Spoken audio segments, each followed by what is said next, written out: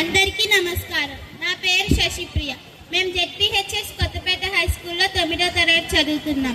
మేము ఇప్పుడు ప్రదర్శించబోయే నాటిక ఏమిటంటే, ప్రస్తుత సమాజంలో ఉన్న యువతలు, విద్యార్థులు ఎటువంటి చెడు వ్యసనాలకు గురి అవుతున్నారో, ఆ వ్యసనాలకు గురి అయ్యి అలవాటు పడి ఇటు కన్న తల్లిదండ్రుల మాట వినకుండా అటు ఎన్నో కుటుంబాలకు కడుపుకోట మిగులుస్తున్నాయని తెలియజేస్తాం.